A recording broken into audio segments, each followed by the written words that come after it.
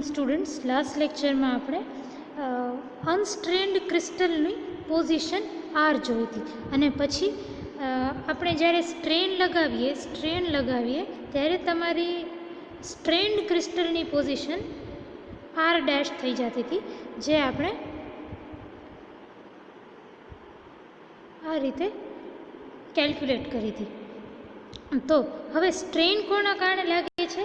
એક ડિફોર્મિંગ ફોર્સ. આપણે કોઈ અનસ્ટ્રેન્ડ નોર્મલ ક્રિસ્ટલ હોય એના ઉપર કોઈક ફોર્સ લગાવીએ જેના કારણે એ ક્રિસ્ટલનો ફોર્મ ચેન્જ થઈ જાય, કે ક્રિસ્ટલ ડિફોર્મ થઈ જાય, તો એ ફોર્સને આપણે ડિફોર્મિંગ ફોર્સ કહેશું.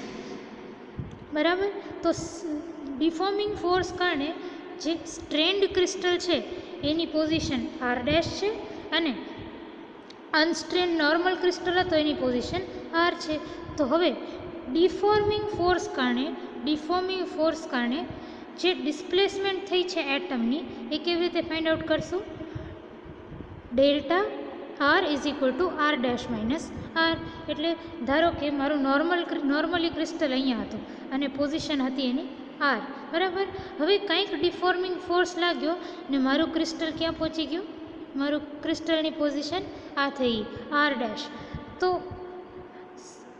આ અનસ્ટ્રેન્ડ ક્રિસ્ટલ અને સ્ટ્રેન્ડ ક્રિસ્ટલ વચ્ચે ડિસ્પ્લેસમેન્ટ કેટલું છે? આટલું કંઈક. તો આટલો જે ડિસ્પ્લેસમેન્ટ છે એ કેવી રીતે મળે? આપણે મળે આર ડેશ માઇનસ આર, આ રીતે. તો આ જે ડિસ્પ્લેસમેન્ટ છે ને આર ડેશ માઇનસ આર, એને મેં ડેલ્ટા ઓફ આર નામ આપ્યું છે.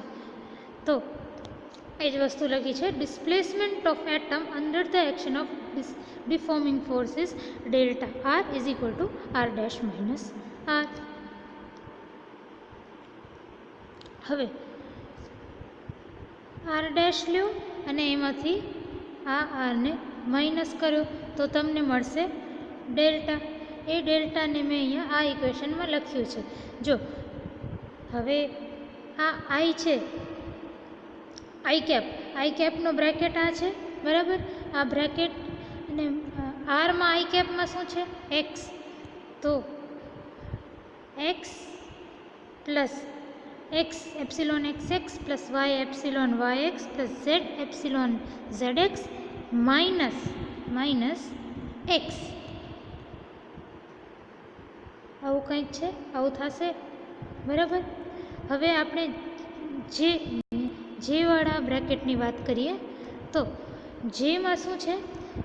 X epsilon X Y plus Y epsilon Y Y plus Z epsilon Y Z minus અહીંયા જેમાં શું છે? વાય. તો એ જ વસ્તુ અહીંયા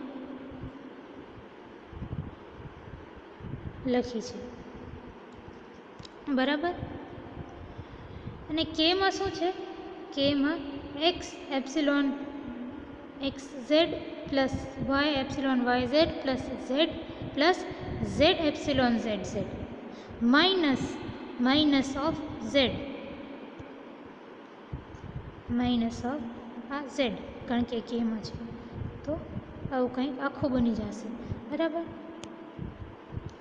હવે આ એક્સ કેન્સલ થશે, આ વાય કેન્સલ થશે, આ ઝેડ કેન્સલ થશે. બરાબર? હવે આ આ એપ્સિલોન એક્સ એક્સની જગ્યાએ તમે શું લખશો? એપ્સિલોન એક્સ એક્સની જગ્યાએ ઈ એક્સ એક્સ લખજો, એપ્સિલોન વાય વાયની જગ્યાએ ઈ વાય વાય લખો, એપ્સિલોન ઝેડ ઝેડની જગ્યાએ ઈ ઝેડ ઝેડ લખો. ને પછી એપ્સિલોન એક્સ વાય કે વાય એક્સ હોય એની જગ્યાએ હાફ ઈ x Y, epsilon Y Z કે ઝેડ વાય હોય એની જગ્યાએ હાફ ઈ વાય ઝેડ, અને એપ્સિલોન એક્સ ઝેડ કે ઝેડ એક્સ હોય એની જગ્યાએ હાફ ઈ ઝેડ. તો આ ઇક્વેશન 23 અને ઇક્વેશન 21A વાપરીએ આપણે આ વાળી ઇક્વેશનમાં યુઝિંગ 23 ઇક્વેશન 23 અને ઇક્વેશન 21 એ તો એ કેવું થઈ જશે આઈ અને બ્રેકેટમાં આ એક્સ ને આ એક્સ કેન્સલ થઈ જશે એક્સ ઈ એપ્સિલોન એક્સ એક્સની જગ્યાએ એક્સ ઈ એક્સ એક્સ પછી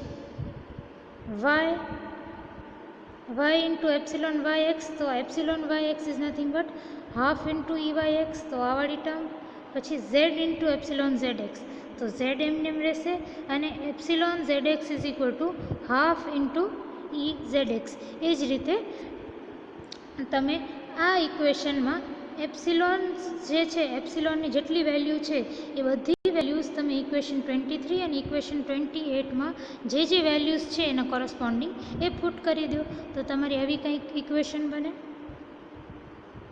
બરાબર તો તમારો ડેલ્ટા થઈ જાય delta R is equal to I cap X E x x plus half Y E Y X plus half Z E Z X plus J cap half x exy plus y eyy plus half z ezi plus k cap half x exz plus half y eyz plus z ezz. Now this can be written as હવે આ જે delta છે ને એને તમે આ રીતે લખી શકો delta R is equal to u1i plus u2j plus u3k હવે ડેલ્ટા શું છે ડેલ્ટા છે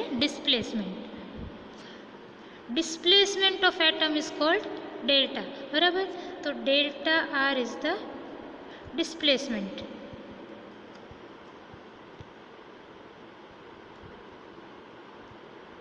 બરાબર તો આ ડિસ્પ્લેસમેન્ટના પણ કોઈક I component J component K component હશે આ ડિસ્પ્લેસમેન્ટના પણ કંઈક I component J component K component હશે તો ધારો કે આઈ કોમ્પોનેન્ટ છે યુઆઈ યુ1 જે કોમ્પોનેન્ટ છે યુ2 અને કે કોમ્પોનેન્ટ જે ઝેડ ડાયરેક્શનવાળું કોમ્પોનેન્ટ છે યુ3 તો યુ1 યુ2 યુ3 ફરીથી આ જે ડિસ્પ્લેસમેન્ટ છે એના પણ કાંઈક કોમ્પોનન્ટ્સ હશે એક્સ ડાયરેક્શનમાં ડિસ્પ્લેસમેન્ટનું કોમ્પોનન્ટ વાય ડાયરેક્શનમાં ડિસ્પ્લેસમેન્ટનું કોમ્પોનન્ટ અને ઝેડ ડાયરેક્શનમાં ડિસ્પ્લેસમેન્ટનું કોમ્પોનન્ટ તો એક્સ ડાયરેક્શનમાં ડિસ્પ્લેસમેન્ટના કોમ્પોનન્ટને હું અગર યુ1 કહું તો યુ1 આઈ કેપ કારણ કે i cap is a unit vector along x direction plus y ડાયરેક્શનમાં જે ડિસ્પ્લેસમેન્ટનો કોમ્પોનન્ટ છે એને હું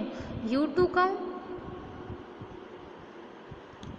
બરાબર તો યુ2 જે થશે પ્લસ ઝેડ ડાયરેક્શનમાં જે ડિસ્પ્લેસમેન્ટનો કોમ્પોનન્ટ છે એને હું યુ3 કહું બરાબર તો યુ3 કે થશે which means displacement vector can be return as u1i plus u2j plus u3k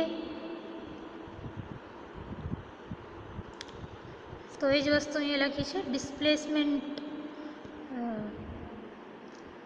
ને મેં u1i plus u2j plus u3k આ રીતે લખી છે જેમાં u1 શું છે displacement along the X axis u2 is displacement along the Y axis and u3 is the displacement along the Z axis આ વસ્તુ યાદ રાખજો અહીંયા જો લખ્યું છે u1 u2 and u3 are the displacement components along X Y and Z axis respectively હવે આ બેને તમે કમ્પેર કરો તો આઈ સાથે શું છે આ વાળું બ્રેકેટ તો u1 is equal two this bracket u1 is equal to x e x x plus half y e y x plus half z e z x તો એ જ વસ્તુ અહીંયા લખી છે u1 is equal to x e x x plus half e y x plus half z e z x ફરીથી આ બેને કમ્પેર કરતા જે સાથે શું છે અહીંયા u2 ને અહીંયા જે સાથે શું છે આ વાળું બ્રેકેટ હાફ એક્સ ઈ એક્સ વાય પ્લસ હાફ ઈ Y Y plus half Z ઈ ઝેડ વાય એ જ વસ્તુ અહીંયા લખી છે હાફ એફ એક્સ ઈ એક્સ વાય પ્લસ વાય ઈ Y Y plus half Z ઈ ઝેડ વાય હવે ફરીથી આ બેને કમ્પેર કરતાં અહીંયા કે સાથે શું છે u3 અને અહીંયા કે સાથે શું છે હાફ ઈ X Z plus half Y ઈ વાય ઝેડ પ્લસ ઝેડ ઈ ઝેડ ઝેડ. તો u3 ઇઝ ઇક્વલ ટુ આ બ્રેકેટ થશે. તો એ જ વસ્તુ અહીં લખી છે u3 is equal to half x E raise to X Z plus half Y E raise to E into Y Z plus Z E Z Z. હવે આ જે ડિસ્પ્લેસમેન્ટ કોમ્પોનન્ટ્સ છે u1 u2 u3 એ displacement કોમ્પોનન્ટ્સને મેં equation 24 નામ આપ્યું છે. આપણે છે ને આગળની થિયરીઝમાં બહુ મોટી અને ઇમ્પોર્ટન્ટ થિયરીમાં આ ત્રણેય ડિસ્પ્લેસમેન્ટ કોમ્પોનન્ટ્સ વાપરશું, એટલે આ બધા ડિસ્પ્લેસમેન્ટ કોમ્પોનન્ટ્સ ધ્યાનમાં રાખજો. All the 6 displacement strain components can now be defined by taking partial derivatives of u1, u2 and u3. હવે તમને મેં લાસ્ટ લેક્ચરમાં સમજાવી દીધું છે કે સ્ટ્રેન જે છે ને એ ડાયમેન્શનલેસ હોય. સ્ટ્રેન કોમ્પોનન્ટ્સ કેવા હોય? ડાયમેન્શનલેસ. તમે એપ્સાઇલોનની વાત કરો કે ઈની વાત કરો, આ બંને ડાયમેન્શનલેસ છે. ઈ શું છે? મારું સ્ટ્રેન કોમ્પોનન્ટ્સ. તો સ્ટ્રેન કોમ્પોનન્ટ્સ જે છે 6 strain components e x x e Y y e Z z e x y e z y e Z x, આ 6 ડાયમેન્શનલેસ છે. સ્ટ્રેસની ડાયમેન્શન તમે જોઈ હતી, ફોર્સ પર યુનિટ એરિયા હોય. Stress component સિગ્માની dimension force per unit area હોય. એ જ રીતે સ્ટ્રેન કોમ્પોનન્ટની ના કોઈ ડાયમેન્શન જ ન હોય, ડાયમેન્શનલેસ. આ વસ્તુ તમને ઘણીવાર 1 માર્કરમાં કે શોર્ટ ક્વેશ્ચનમાં પૂછાય છે. What is the dimension of stress component? Stress કોમ્પોનન્ટના ડાયમેન્શન છે force per unit volume. Stress component સિગ્માના ડાયમેન્શન છે force per unit area F/A. અને સ્ટ્રેન કોમ્પોનન્ટ્સ ઈનો કોઈ ડાયમેન્શન જ નથી, ઇટ ઇઝ ડાયમેન્શનલેસ. હવે જે આ 6 ડાયમેન્શનલેસ સ્ટ્રેન કોમ્પોનન્ટ્સ છે ને એને આપણે કઈ રીતે ફાઇન્ડ આઉટ કરી શકશું? તો વી can now be defined by taking partial derivatives of u1, u2 અને u3. તો આ u1, u2 અને u3 ને તમે ડેરિવેટિવ લેશો ને with respect to x, with respect to y or with respect to z, તો તમને સ્ટ્રેન કોમ્પોનન્ટ્સ મળી જશે. કઈ રીતે? હું તમને એક એક્ઝામ્પલ આપું. તો આપણે પહેલાં EXXની વાત કરીએ. હવે આ u1 ને તમે x વડે ડિફરન્શિએટ કરો. u1 ને તમે x વડે ડિફરન્શિએટ કરો. del u1 by del x, del u1 by del x. આને તમે x વડે ડિફરન્શિએટ કરો. આ ટર્મમાં x નથી, બરાબર? તો આ ટર્મનું x સાથે ડિફરન્શિએશન 0 થશે. આ ટર્મમાં પણ ક્યાંય x નથી, તો આ ટર્મનું x સાથે ડિફરન્શિએશન 0 થશે. બચશે કઈ? ખાલી આ ટર્મ બચશે. એ ટર્મમાં પણ, એટલે આ કેવું થઈ જશે? del by del x of x EXX del u1 by del x is equal to del by del x of x EXX. તો આ કેટલું થઈ જશે? ખાલી EXX. તો મને શું મળ્યું? del u1 by del x થી મને EXX મળ્યું, which means કે મેં u1 ને x વડે x સાથે ડિફરન્શિએશન કર્યું કે એનું પાર્શિયલ ડેરિવેટિવ લીધું del u1 by del x, તો મને સ્ટ્રેન કોમ્પોનન્ટ EXX મળી ગયો. એ જ રીતે આ ઇક્વેશનની તમે આ ઇક્વેશન છે, ઇક્વેશન u2 વાળી, એને તમે પાર્શિયલ ડેરિવેટિવ કરો y સાથે, તો શું થશે? y સાથે પાર્શિયલ ડેરિવેટિવ કરતાં આમાં કોઈ y ટર્મ નથી તો આ 0 થઈ જશે, આનું ડિફરન્સિએશન. આમાં કોઈ y ટર્મ નથી તો આનું ડિફરન્સિએશન y સાથે 0 થઈ જશે, ખાલી આનું બચશે. તો આ રીતે કંઈ બચશે y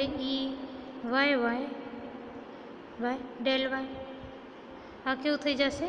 y. તો del u2 by del y શું બચ્યું આપણું? y. બરાબર, એ જ વસ્તુ અહીંયા લખી છે, del u2 by del y is equal to y. હવે આ ઇક્વેશનને તમે u3 વાળી ઇક્વેશનને તમે z વડે એનું ડેરિવેશન કરો. તો જો આમાં કોઈ z ટર્મ નથી તો આનું ડિફરન્સિએશન z સાથે 0 આવશે, આમાં કોઈ z ટર્મ નથી તો આનું ડિફરન્સિએશન 0 આવશે z સાથે, બચશે ખાલી આ ટર્મ. તો del by del z z into ezz, તો કેવું આવશે? ezz ખાલી બચશે. તો del u3 by del z is equal to ezz, એ જ અહીંયા લખ્યું છે મેં.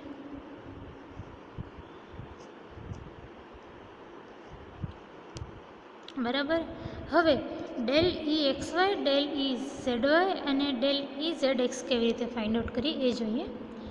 તો ડેલ exy ફાઇન્ડ આઉટ કરવું છે. હવે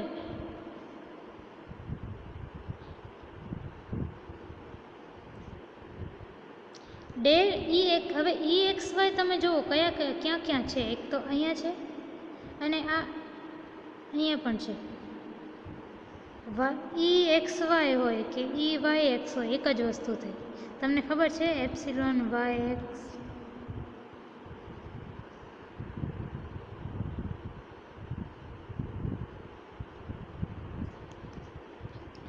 exy કે eyx અહીંયા છે.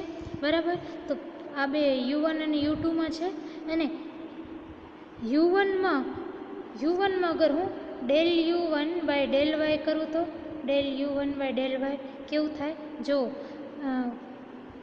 આ અને આ બંને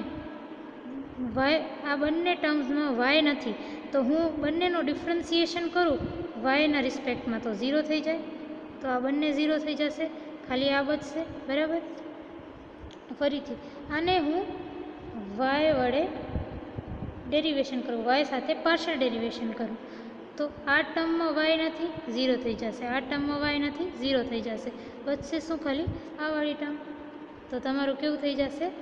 derivative of half y eyy,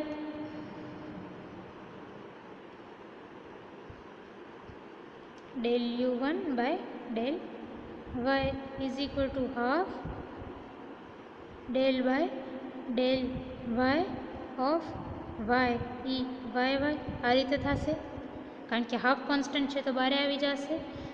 આ કેવું થઈ જશે? હાફ eyy નહીં eyx. ફરીથી ધ્યાન આપજો. આ બે તો મેં તમને જે રીતે કીધા 0 થવાના છે, ખાલી આમાં y છે એટલે આટલું જ બચશે. તો del u1 by del y is equal to del by del y of half y xy કે yx એક જ વસ્તુ છે, તો આ કેટલું થઈ જશે? Half exy. તો del u1 by del y કેટલું થશે? Half exy. Del u1 by del y થશે હાફ exy. અને હવે ડેલ u2માં જુઓ, ડેલ u2માં exy ક્યાં છે? આ x કોમ્પોનન્ટમાં. તો હું શું કરીશ? Del u2 by del x નાખી દઈશ. બરાબર, હવે આ ઇક્વેશનને x સાથે પાર્શિયલ ડેરિવેટિવ કરી તો શું થાય? જો આ ટર્મમાં કોઈ y કોમ્પોનન્ટ નથી તો 0 થશે, આ ટર્મમાં કોઈ y કોમ્પોનન્ટ નથી તો 0 થશે, બચશે ખાલી આટલું. તો del by del x of half x E x y, એટલે આ તમારું કેટલું થઈ જશે? હાફ ઈ એક્સ વાય. તો del u by del x is equal to half E x y. Del u by del x is half E x Y. અને અહીંયા મેં અહીંયા એક્સ નહીં હોય, અહીંયા મેં એક્સ લખ્યું છે, નહીં હોય. હવે આ બંનેને હાફ ઈ એક્સ વાય અને હાફ ઈ એક્સ વાયને હું એડ કરું તો ઈ એક્સ વાય આવી જાય. Half E x Y plus half E x Y is equal to E x Y થશે, બરાબર. હવે E x Y is equal to half E x Y plus half E x Y. પેલો half ઈ x Y શું છે? Del you two by del x, del you two by del x plus બીજો half ઈ x Y શું છે? Del u one by del x, del y sorry, અહીંયા del y આવશે.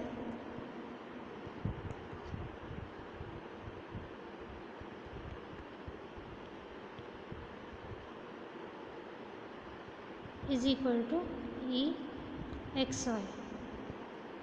Del you two by del x plus del u one by del y is equal to E x y. એ જ વસ્તુ અહીંયા લખી છે. E x Y is equal to del you two by del x plus del u one by del Y. આ તમે બરાબર ધ્યાન આપજો. એ જ રીતે ઈ ઝેડ વાય અને ઈ ઝેડ એક્સ પણ મેં ફાઇન્ડ આઉટ કર્યું છે. હવે e Z z e y e Z z e Y y અને ઈ એક્સ એક્સને represents the linear strain. Changes in length per unit length along the axis. linear strain EXX, EYY અને EZZ શું બતાવે છે? linear strain. linear strain શું હોય? changes in length per unit length along the axis. એટલે તમે જ્યારે strain લગાવો છો, જ્યારે તમારું ક્રિસ્ટલ સ્ટ્રેન થાય છે, એટલે કે કંઈક એવો ફોર્સ લાગે છે જેના કારણે તમારા ક્રિસ્ટલનો ફોર્મ બદલી જાય છે, વિચ મીન્સ ડિફોર્મિંગ ફોર્સ લાગે છે. તો એ જે શેપ બદલી જાય છે, એ જે શેપ ચેન્જ થાય છે એમાં કંઈક લેન્થ પણ ચેન્જ થતી હશે, બરાબર. એ લેન્થમાં જે સ્ટ્રેન આવે ને એને લિનિયર સ્ટ્રેન કહેવાય. તો પર યુનિટ લેન્થ મારી લેન્થમાં કેટલો ચેન્જ આવે છે એને લિનિયર સ્ટ્રેન કહેવાય, જે EXX, EYY અને EZZ બતાવે છે. Strain is also tensor of second rank represented by. હવે જે રીતે તમે સ્ટ્રેસને 3x3 મેટ્રિક્સ વડે દર્શાવ્યું હતું, એ જ રીતે સ્ટ્રેન કોમ્પોનન્ટ્સને પણ આ રીતે તમે 3x3 મેટ્રિક્સ વડે દર્શાવી શકો, જે મેં ઇક્વેશન 31 મેટ્રિક્સ 31 તરીકે તમને બતાડી છે. મેટ્રિક્સ ઈ આલ્ફા બીટા એના 9 કોમ્પોનન્ટ્સ છે આ રીતે: EXX, EYY, EXZ, EYZ, YX, EYY, EYZ, EZX, EZY, EZZ. બરાબર. તો આ થઈ ગયું તમારું સ્ટ્રેસ કોમ્પોનન્ટ. સ્ટ્રેસ કોમ્પોનન્ટ જે છે એ ડાયમેન્શનલેસ હોય અને એને આપણે આવી રીતે 3x3 મેટ્રિક્સ વડે દર્શાવી શકીએ. અને સ્ટ્રેસ કોમ્પોનન્ટ્સ જે હોય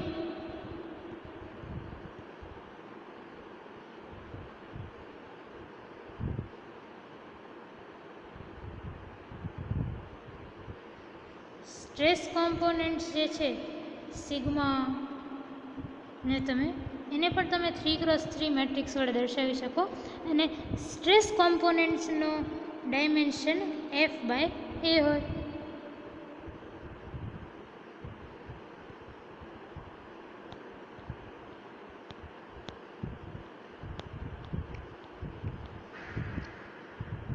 હવે 2.6.3 ડાયલેશન.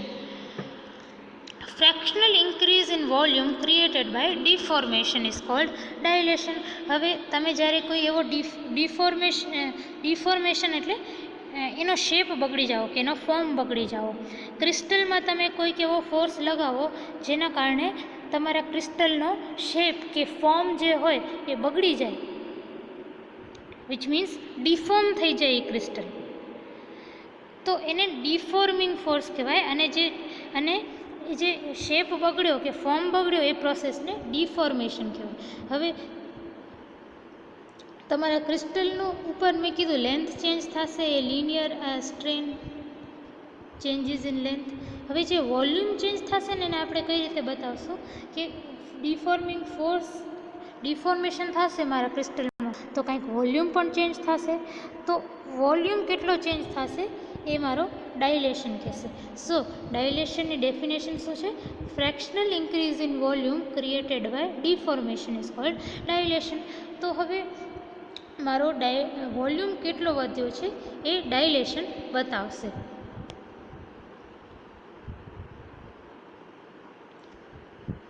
હવે આ વસ્તુ છે ને આપણે ફર્સ્ટ સેમેસ્ટરમાં ફર્સ્ટ યુનિટ હતી મેથેમેટિકલ ફિઝિક્સ, ને એ ફર્સ્ટ યુનિટમાં હું તમને જ્યારે ટ્રિપલ સ્કેલર પ્રોડક્ટ ભણાવતી હતી ને ત્યારે મેં કીધું હતું કે કોઈ પણ ક્યુબ હોય જેની sides A vector B vector ને સી વેક્ટર હોય તો એનો વોલ્યુમ હોય A dot B cross C. આ વસ્તુ મેં તમને ભણાવી છે ફર્સ્ટ સેમેસ્ટરની ફર્સ્ટ યુનિટમાં. તો volume of cube whose sides are a vector, b vector and c vector is given by v is equal to a vector dot b vector cross c vector. એટલે કોઈ પણ તમને ક્યુબ આપેલું હોય અને તમારા પાસે એની સાઇડ્સ હોય તો તમને શું કરવાનું કે ત્રણેયનો ટ્રિપલ સ્કેલર પ્રોડક્ટ લઈ લેવાનું, તો તમને એ ક્યુબનું વોલ્યુમ મળી જાય. હવે વોલ્યુમ અનસ્ટ્રેન્ડ ક્રિસ્ટલ, કોઈ સ્ટ્રેન ન લગાવો તમે તમારા વોલ્યુમમાં, નોર્મલ ક્રિસ્ટલ, તો એ નોર્મલ ક્રિસ્ટલ જે છે એના વેક્ટર્સ કેવા છે? આઈ જે કે. એના વેક્ટર્સ છે આઈ જે કે. આપણે સ્ટ્રેનવાળી થિયરીમાં જોયું હતું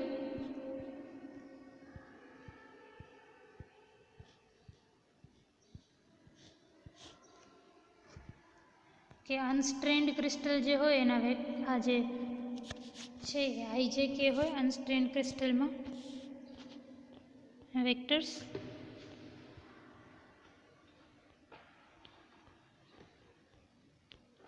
તો વોલ્યુમ ઓફ અનસ્ટ્રેન્ડ ક્રિસ્ટલ કેવું હશે?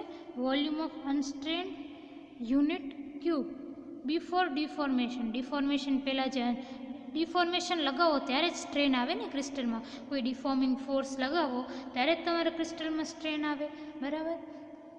પણ ડિફોર્મેશન લગાવ્યા પહેલાં જે મારો આઈ જે કે એ વાળો નોર્મલ ક્યુબ હતો એનો વોલ્યુમ કેવો હશે? Volume of unstrained unit cube v is equal to i dot j cross k, કારણ કે આઈ જે અને કે એ મારા યુનિટ ક્યુબના અનસ્ટ્રેન્ડ કેસમાં યુનિટ ક્યુબના વેક્ટર્સ છે, બરાબર? તો આઈ ડોટ જે ક્રોસ કે, હવે તમને ખબર છે જે ક્રોસ કે આઈ હોય, આઈ ડોટ આઈ શું થાય? આઈ ડોટ આઈ 1 થાય, વિચ મીન્સ કે અનસ્ટ્રેન્ડ યુનિટ ક્યુબ જે છે એનો volume v is equal to 1. Volume of unit cube after deformation, તો ડિફોર્મેશન પછી ડિફોર્મેશન પછી વોલ્યુમ કેવું થાય? જુઓ, ડિફોર્મેશન પછી સ્ટ્રેન્ડ ક્રિસ્ટલ, ડિફોર્મેશન થઈ જાય એનો મતલબ શું છે? મારો ક્રિસ્ટલમાં સ્ટ્રેન આવ્યો. તો જો આફ્ટર સ્ટ્રેનિંગ તમારા વેક્ટર શું થઈ જશે? LMN. પહેલાં આઈ જે કે હતા અનસ્ટ્રેનમાં, હવે LMN. તો તમારું વોલ્યુમ કેવું થઈ જશે? L dot M cross N. હા, જો volume of unit crystal after deformation V dash is equal two L dot M cross N. હવે તમને L dot M cross N છે ને એ ડાયરેક્ટ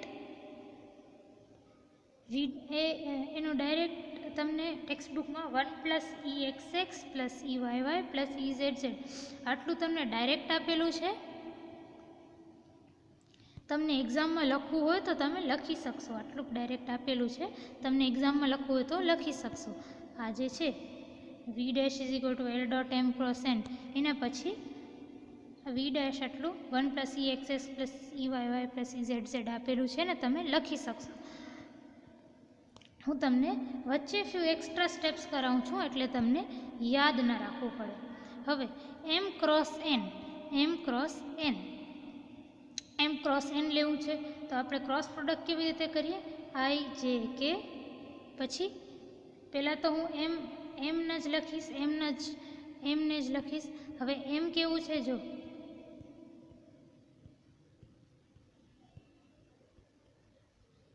M આવું છે. I ની નીચે EYX, J ની નીચે 1 + EYY અને K ની નીચે EYZ. એ જ રીતે N I ની નીચે EZX, J ની જગ્યાએ EZY અને K ની જગ્યાએ 1 + EZZ. E નહીં પણ એપ્સિલોન, સોરી. આ બધા ટર્મ્સ મને લખવાના રહેશે M ક્રોસ N માટે.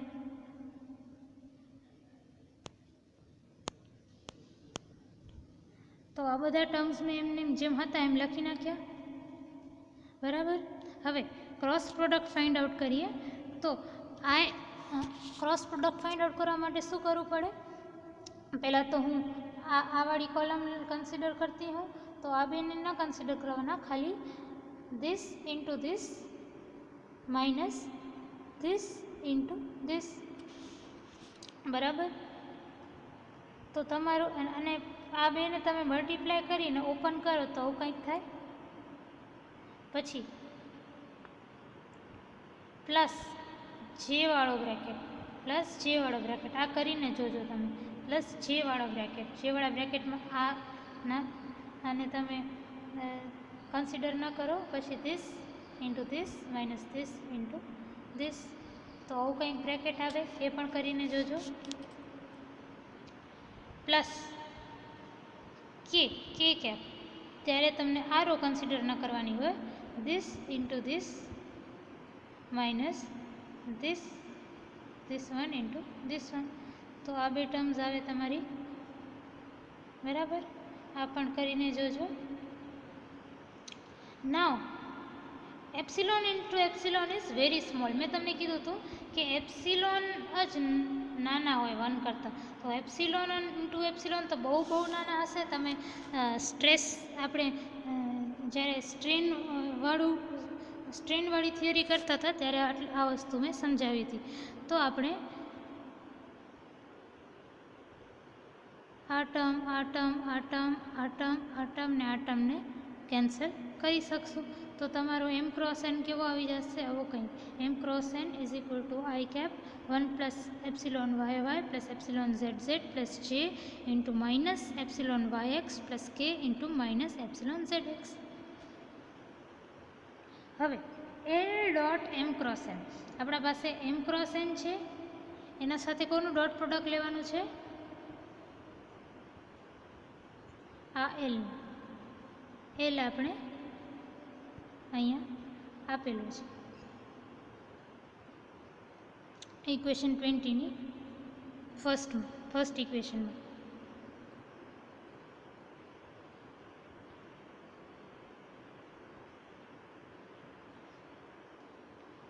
બરાબર. તો L વાળી ઇક્વેશન અને આને ડોટ પ્રોડક્ટ કરો તો કેવું આવી જાય? આવું કંઈક આવે. 1 + epsilon XX into 1 + epsilon YY + epsilon ZZ plus epsilon XY into minus epsilon YX plus epsilon XZ into minus epsilon ZX. આને તમે ઓપન કરશો તો આવું કંઈક આવશે, બરાબર. આ વાળી ઇક્વેશન ઉપર ધ્યાન આપો, બધાને ઓપન કરો. આ બધા બ્રેકેટ્સ છે ને એને ઓપન કરો તો આવું કંઈક ઇક્વેશન આવશે. હવે ફરીથી ફરીથી જુઓ તો એપ્સિલોન ઇન્ટુ એપ્સિલોન બહુ નાનો હશે ને આપણે નિગ્લેક્ટ કરી શકશું, બરાબર. તો અહીંયા જો એપ્સિલોન ઇન્ટુ એપ્સિલોનવાળા કયા ટર્મ્સ છે? આવાળી ટર્મ, આવાળી ટર્મ, આવાળી ટર્મ અને આવાળી ટર્મ, બરાબર. તો આ બધા કેન્સલ થઈ જશે અને આ બધાને આપણે નિગ્લેક્ટ કરી શકશું, કેન્સલ નહીં થાય, નિગ્લેક્ટ કરશું. બચ્યું શું? ખાલી આટલું જ બચ્યું, 1 plus epsilon x x plus epsilon Y Y plus epsilon Z Z. હવે આપણે જોયું છે ઉપર કે epsilon x x is equal to E x x, epsilon Y y is equal to e Y y અને epsilon Z z is equal to e Z Z. તો આ equation 21A માંથી તમે સબસ્ટિટ્યૂટ કરી દો.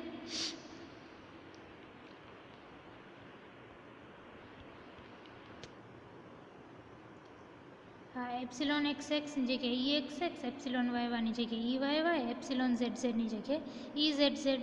તો તમારી એલ ડોટ એમ, આ તમારી l dot m cross n કેવું થઈ જશે? 1 plus e x x plus e Y Y plus e Z Z. હવે l dot m cross n શું છે? વી ડેશ, વી ડેશ છે. તો v dash is equal to 1 plus e x x plus e Y Y plus e Z z. આ equation મેં તમને derive કરીને બતાડી. તમને આટલું જે છે ને અહીંયાથી લઈને અહીંયા સુધી એ એક્સ્ટ્રા મેં પ્રૂવ કરાવ્યું છે. આ તમને એક્ઝામમાં લખવાની જરૂર નથી, ટેક્સ્ટ બુકમાં ડાયરેક્ટ આપેલું છે, એટલું લખશો તો ચાલશે. The dilation can be expressed as. હવે ડાયલેશનને છે ને, ડાયલેશનને તમે આ સિમ્બલ ડેલ્ટા વડે દર્શાવો છો. Delta is equal to v dash minus v by વી.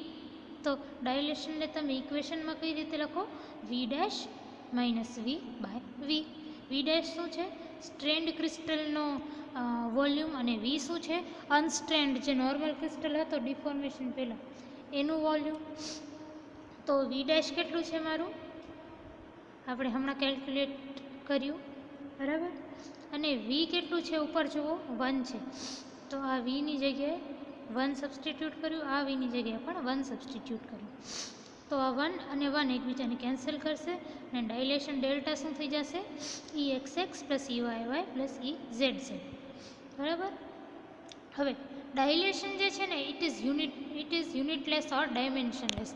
સ્ટ્રેનની જેમ ડાયલેશન પણ ડાયમેન્શનલેસ હોય. જો e x x, e Y y અને ઈ ઝેડ ઝેડ શું છે? Strain components. સ્ટ્રેન કોમ્પોનન્ટ્સ કેવા હોય? ડાયમેન્શનલેસ. તો ઇક્વેશન 33માં અગર ઇક્વેશન 33ની રાઇટ હેન્ડ સાઇડ ડાયમેન્શનલેસ હોય તો લેફ્ટ હેન્ડ સાઇડ પણ ડાયમેન્શનલેસ હોવી જોઈએ, વિચ મીન્સ ડેલ્ટા જે ડાયલેશન છે ડેલ્ટા એ પણ ડાયમેન્શનલેસ હશે. Thank you.